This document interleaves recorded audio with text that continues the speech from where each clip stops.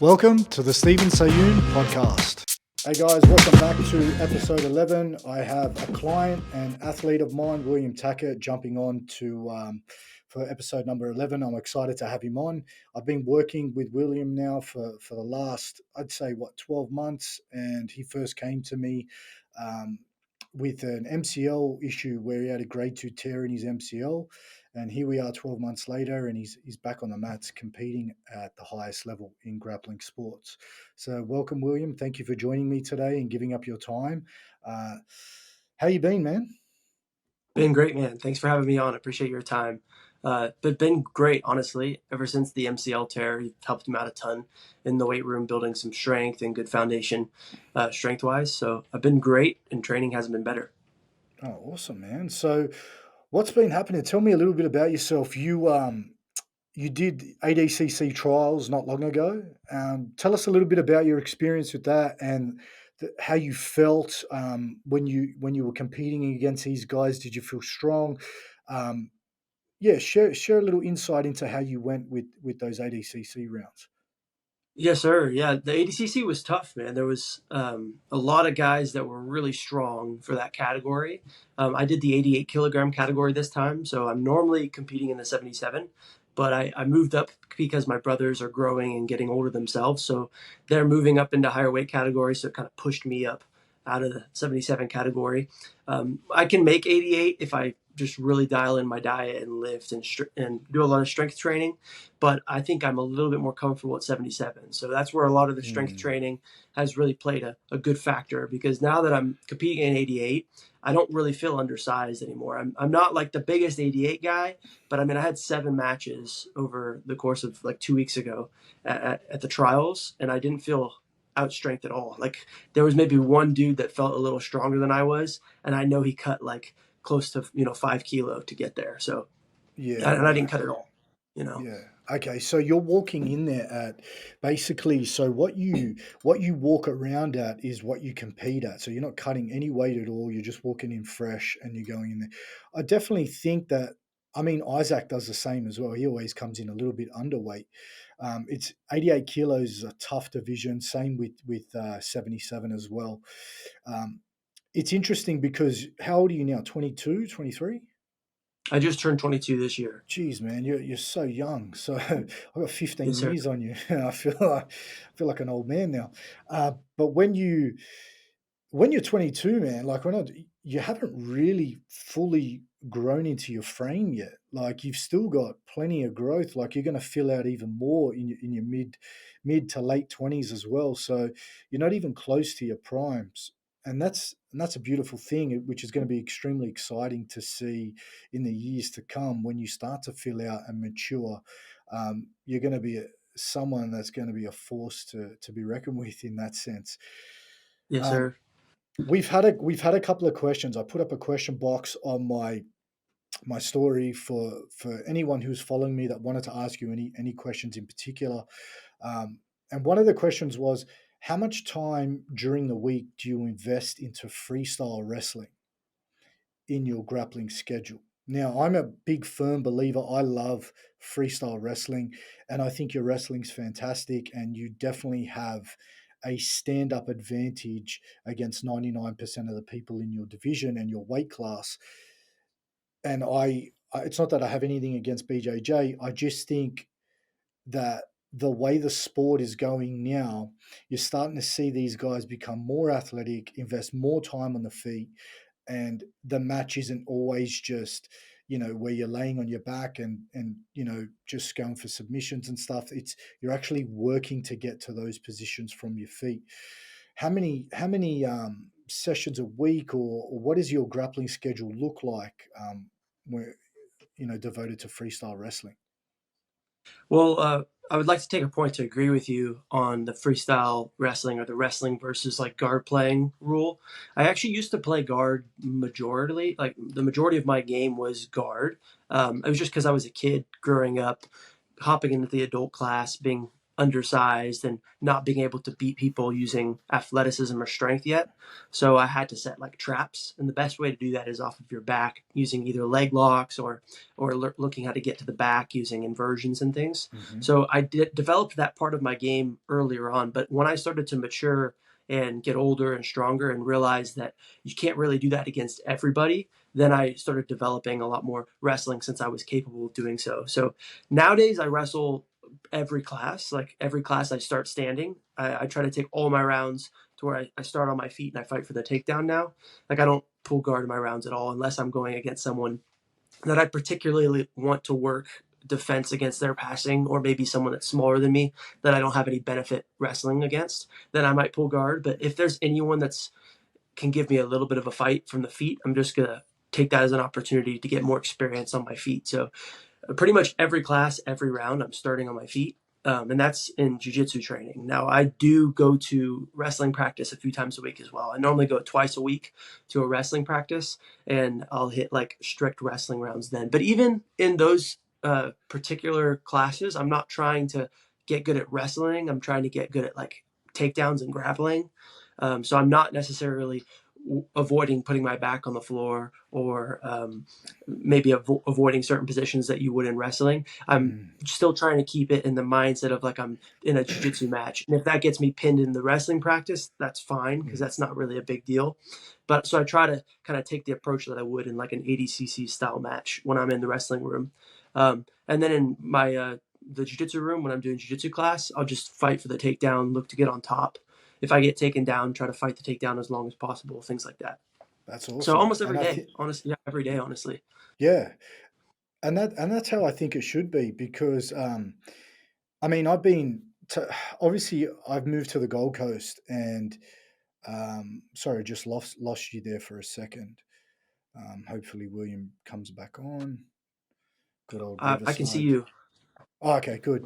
Okay, Cool. yeah, it always happens. Yeah, I do lose picture sometimes, but yeah. So I don't know whether it's because I moved up to the Gold Coast. Wrestling in general in Australia is only starting to get big now because it's obviously been popularized in the MMA scene by Khabib, and you know a lot of people here look up to Khabib and his style of MMA and grappling. Now, the gyms that I've been going to, no one starts on the feet, and it's Mm. quite frustrating because I don't know much about BJJ, and I like to start on the feet to work up a sweat. And one thing that people need to realize is if you're competing in BJJ, the easiest way, the most specific way to improve your conditioning or your engine or your gas tank, whatever you want to call it, is to invest more time on your feet. I can guarantee you that you are going to be so fit if you just did some more freestyle wrestling rounds. I reckon it's the hardest sport. I reckon it's the toughest sport you could probably do. Freestyle In all wrestling aspects, in all in all aspects. aspects, I, mentally, physically, all of it. athleticism, whatever you want to say. I reckon if you've wrestled at a very high level, there's a good chance you could do any other sport.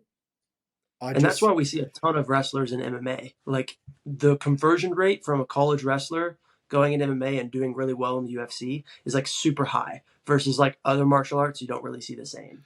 So wrestling just breeds athletes, like really, really solid athletes. Yeah, all you have to do is look at Bo Nickel, right? Is it Bo Nickel? Yeah, Yeah, yeah, he's Bo Nickel. killing it now, and that's fantastic. It's amazing, and I think same with Isaac Michelle. When I first met Isaac, uh, geez, what was it, like 3 years ago now, and I met him at Igor MMA, and we did some freestyle wrestling rounds. I was recovering from an Achilles tendon rupture, and I could only do stand up hand fighting rounds. I wasn't able to penetrate or get taken down or anything like that. And he was there working on his freestyle wrestling, and he wrestled with our Slovakian coach Jacob Kasanak, and a good friend of Jacob was Adam and Ethan.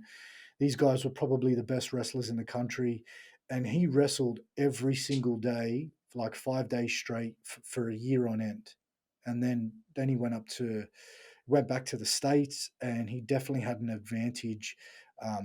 You spending that time picking up his freestyle wrestling, and he was able to develop a new style where he was very he's got his own style now, but as you see the way that he wrestles, he's very dominant with the hand fighting and controlling the opponents and creating openings, and it's a very exciting style to watch.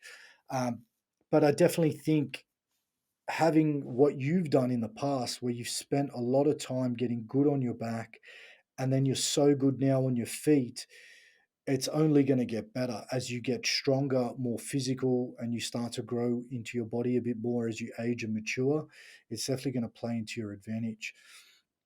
Yeah, Um, I could agree. I think that the more I learn about wrestling now and the more time I put into wrestling, it's just benefiting me in all areas because as I'm starting to grow into my body and get my man strength, I'm also wrestling, which is like helping with my man strength and it's like helping with my wrestling skills. So like it's helping all ends. So I really see no disadvantage for me practicing wrestling as much as possible. And again, it's wrestling with the intent of jujitsu rules, but still wrestling, yeah, hand fighting. Because in jujitsu, you don't see that. You don't see like proper hand fighting. You just see guys go for takedowns. Like a perfect example, and someone we're mentioning just now, is Isaac Michel against Roberto Jimenez. We just saw that match yes, recently on Polaris. And Roberto Jimenez takes down a lot of high level guys. He doesn't get taken down by a lot of high level guys. Like he gets in a lot of really good wrestling matches with guys that are considered to be good wrestlers in jiu-jitsu, right? But they don't hand fight. And then now we see Isaac Michel, who's really good at hand fighting. We see him dominate Roberto on the feet. Like he took Roberto down like 3 or 4 times from the standing position just because he was dominating that hand fight. So yeah, hand fighting for sure is a huge detail, and I think being physically strong could help you dominate the hand fight too. Because, I mean, obviously you got to know where to move and how to add in your feints and be quick and fast and kind mm, of elusive with your movements. But strength helps a ton. Like being able to move somebody, drive into them, snap them down, clear their ties. Like, exactly. and you can't do that without strength. No, and that's what I love. That I love that part of freestyle wrestling is that grind where I look at hand fighting as a jab in boxing. It's your setup. It's where you move the opponent to create openings or change the angle so that you're able to get a takedown or get into a dominant position. And that's something my wrestling coach taught me. Even though I'm just a hobbyist, I still like to learn the ins and outs of it as just pure enjoyment. And it's really good to see that more guys are starting to invest more time into those stand up rounds. Now, William, Yes, sir. I want to go back in time a little bit, and I want to talk to you about your injury with your MCL tear. Um, Mhm. what was it like going through the mental side of being injured, not being able to do your sport? What were some of the mental challenges you went through? Because I'm sure a lot of athletes out there are going through the same thing right now, and if they listen to this podcast, they're definitely going to get some value out of what you have to say from a psychological point and how you mapped your way around it through physical training in order to get you back to where you are now. Yeah, I mean, being injured, especially to that severity, when your job is to do jujitsu and compete, it's pretty frustrating, pretty kind of depressing, and all that other stuff. So getting through it is very important. You don't want to stay in that rut. So for me, it was just about getting back to work as soon as possible, and whatever that looked like, Mm, whatever that looked like, I just had to get to work. So like as soon as I got back from the ADCCs, which is where injured it. I injured it in the first round of the ADCC championships in Las Vegas. I got my leg caught in an Aoki lock by Shizinski, and he like tore stage 2 on my MCL.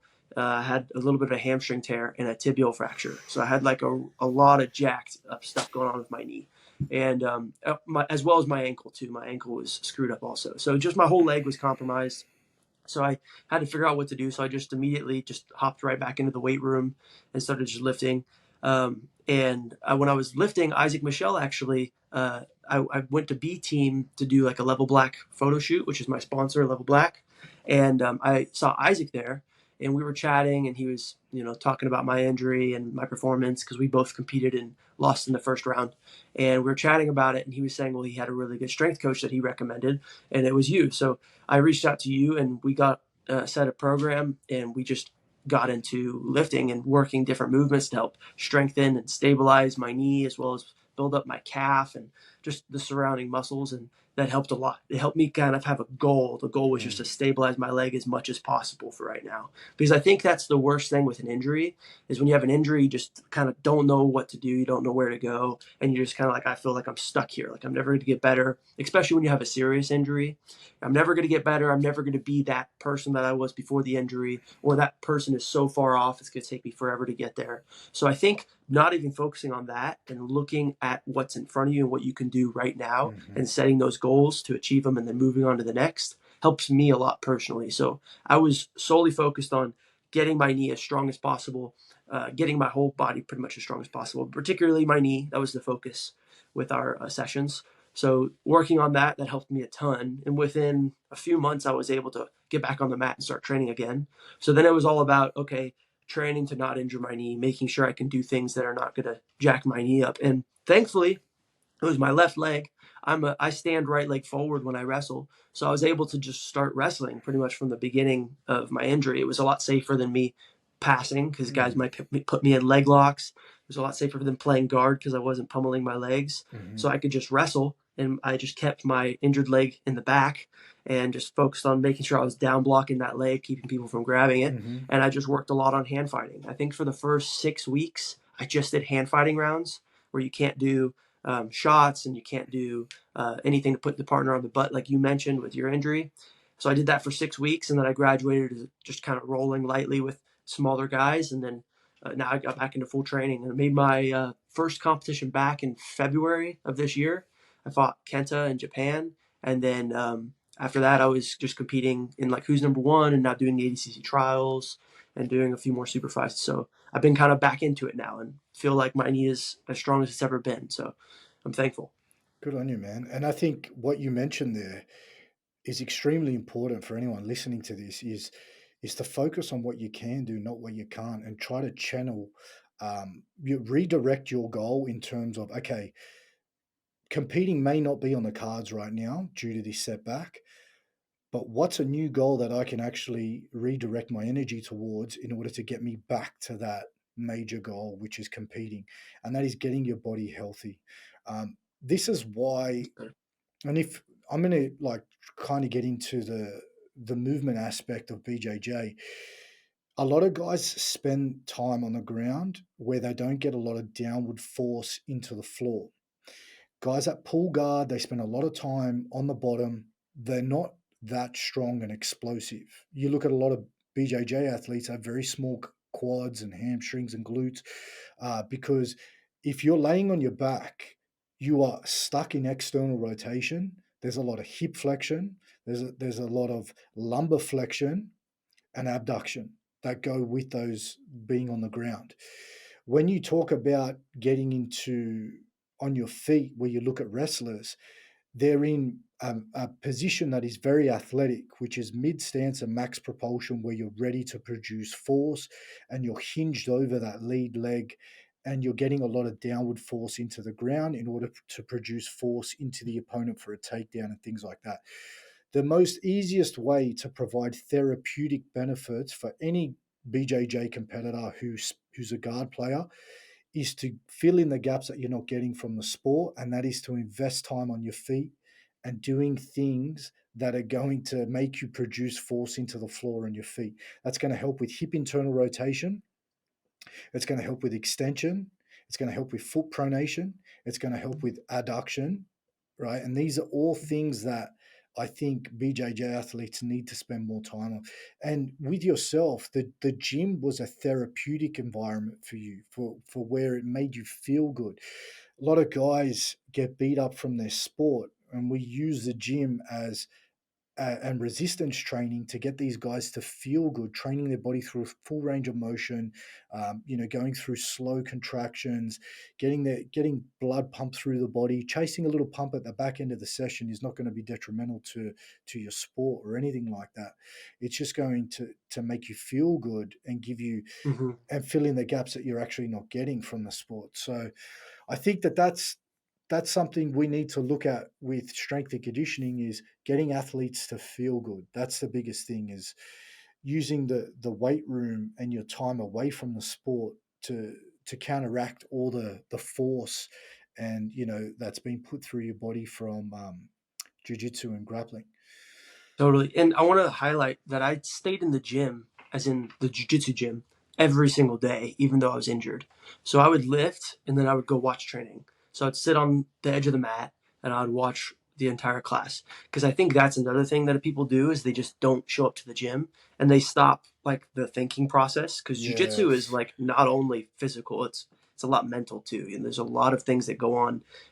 Your gears are constantly turning, so being on the mat for me really helped me not like have that disconnection when I got back on the mat. So I think if I take a long period of time where I'm away from the mat and then I get back on, even if I've been lifting the whole time, I feel like there's a little bit of a disconnection, like a separation where I feel like, oh wow, this is like really weird, And then, but if I am on the mat constantly and watching the training, maybe even like going play by play in my brain, telling myself what I would do in that person's scenario or something and kind of quizzing myself, things like that I think is another thing that I like to do when I'm hurt and can't get on the mat. Like I actually have a staph infection right now, Oh so I God. haven't been on the mat since my competition. So that's frustrating. So I can't even get on the mat, but uh, for risk of spreading the staph or making Yeah. it worse. So I haven't even been on the mat. But in instances where I'm injured and I am not able to train, it's always trying to be on the mat as much as possible. Shit. Where's your staph infection? It's on my knee. I would show you, but I don't know if I can No, it's all bring it up good. there. It's almost good. It's almost done. Is it? Did you have Thank to get God. it? Did you have to get it drained or anything like that? Was there a bit of a hole in there? Uh, no, thank God. It was a fingernail scrape, and then that Ooh. just got infected, and then it like healed over like a scab, but then underneath the scab, it started getting a little bit swollen, and then it just got Yes. really bad. Like my whole quad was like sore. Like Mm. touching any part of my quad was bad. It Fuck. hurt to walk.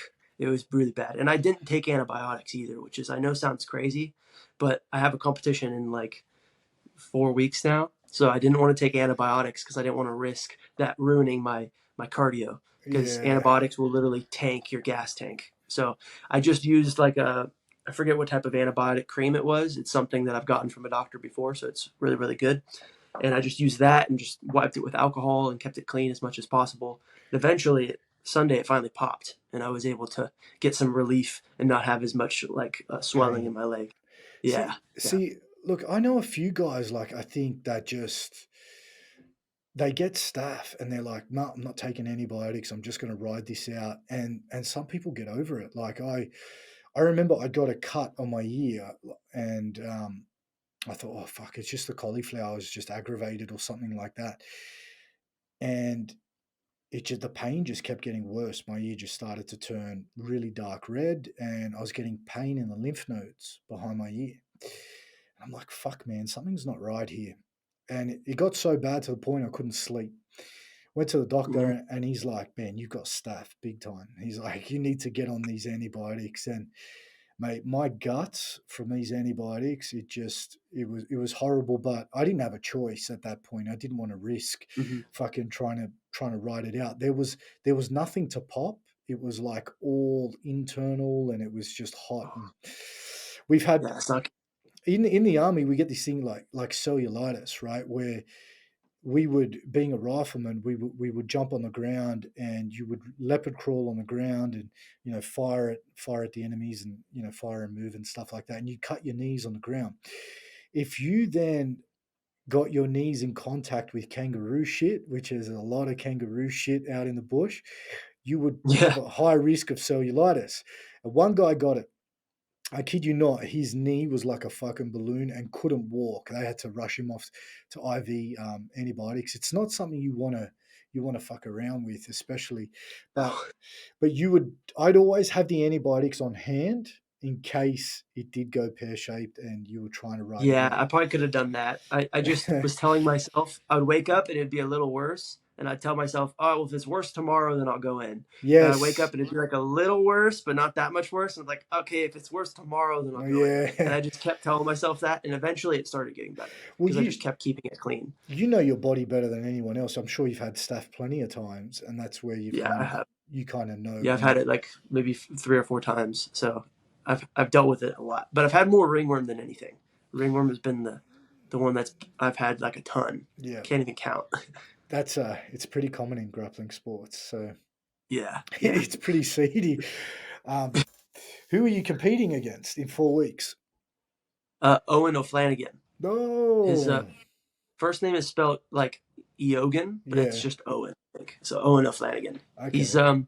88 kilogram, fourth place guy at the ADCC. So he's going to be tough. He That's good. I think he's quite a bit bigger than I am. We're fighting at 90 kilo, so that'd be a little bit Yes. heavier. Yeah. And I doubt he's under 90 kilo. He's a pretty big guy. He doesn't look like huge, but then like if you look at his arms and his shoulders, like he's built. He just he doesn't look like it because he plays guard, so he's always like staying concaved.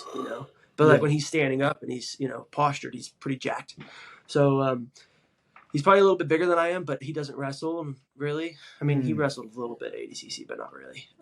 He doesn't wrestle. He's mostly a guard player. So I'll be able to be on top of him. So size, I don't think matters as much in that instance, Mm-hmm. other than his ability to push me off of him, Mm-hmm. um, or breaking mechanics on leg locks. But he mostly just goes for leg attacks. So I'll be trying to put the pace on him, Yeah. put a lot of pressure on top.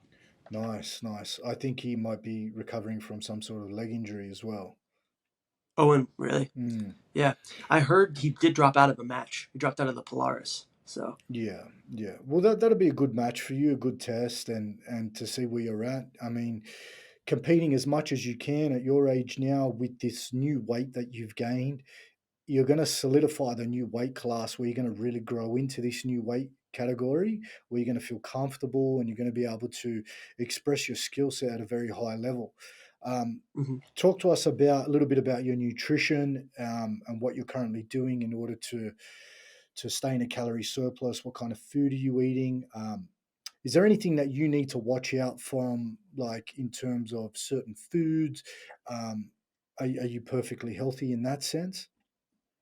So I think I took maybe the bulk a little bit hard when I first started. Like I was eating, I mean, I didn't eat dirty foods by any means. I had a lot of single ingredient foods, but I was eating like a lot of fruit before exercises, like, whole smoothie with like a ton of rice, a lot of carbs. And I got some blood work done just to make sure I was healthy and everything. And I actually was pre diabetic. And I was like, oh, wow, I never knew that before. And diabetes does run in my family. Hmm. So something that was definitely concerning. So I stopped eating as much simple carbohydrates, a lot more complex carbohydrates like potatoes and things like that, and maybe doing higher carb meals before exercise rather than after exercise when I'm just like going to sleep. That way I didn't like spike my insulin as high. So I was able to lower my blood sugar levels down to a normal range just by changing my diet a little bit. So that's been great. I just hired a nutritionist.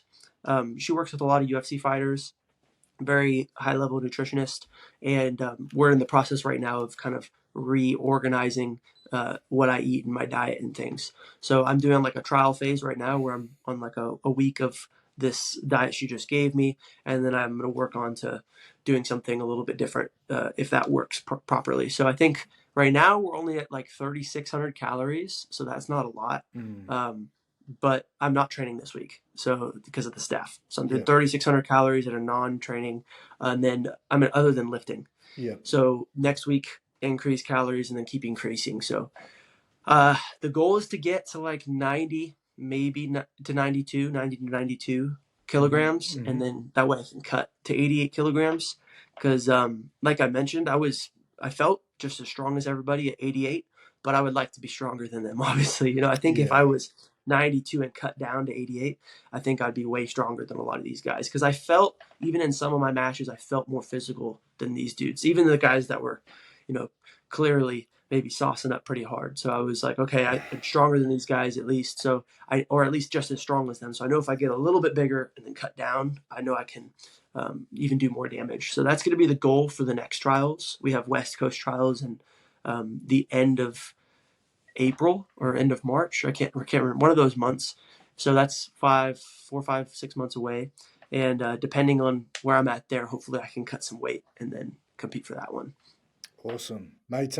That's definitely interesting because I didn't know you were diabetic, and now that you told me, now I can understand like kind of where you're coming from with your nutritional choices. Now, with the nutritionist that you're working with now, did she is she using more of like an elimination process where you start with a baseline, of certain foods, and then you start reintroducing more, let's say, complex carbohydrates as you go on to see how your body adapts to, not adapts, but see how it actually reacts to reintroducing certain foods with your blood sugar levels. Is that kind of where she's going with it? I think so. Yeah, we haven't fully chatted about everything yet. Like I was mentioning, this is just the first week. Like I just hired her like this past Sunday, so I've only been a few days working with her. So I'm that's what she was mentioning. She's going to try to do is start incorporating new foods as we go and seeing how my body responds to it. So I think right now it's more complex. Carbohydrates is what I'm eating. I think, it doesn't give as much spikes and valleys with the glucose levels. So rather than doing a bunch of simple carbohydrates, like eating, white bread with like, honey and things like that, which are like have their place, right? Like if you need quick energy, you don't Mm, have much time before a workout and you need to get some carbs in, more of a simple carbohydrate. But maybe that's not the case for me. I need to make sure I plan my meals out a little bit better and don't, spike as much. definitely. Look, William, I've got to bounce. I've got to head to boxing. But Nice, dude. man, I really appreciate you giving up your time and just out there now. You're doing instructionals at the moment, aren't you? You're doing some form of Yes, sir. instructionals on. So, guys, if you're a grappler, you're a hobbyist or a competitive athlete who wants to, enhance their knowledge when it comes to learning some new skills with BJJ, you need to check out William Tackett's page. He's got some fantastic content out there. And how are you finding combat sports performance? It's been great. I mean, your platform is just amazing. I can't really thank you enough for what you've done for me this past year. It's put me into a really solid place, especially moving into this next weight category. So, for anybody listening that is maybe on the edge of where they want to go strength training wise, combat sports performance has been a game changer for me. And I think for anybody listening, I think it helped them too. Mate, you're a legend. You're doing well, and I'm excited to see you grow and really, smash through this 88 kilo division. Thank you, brother. All right.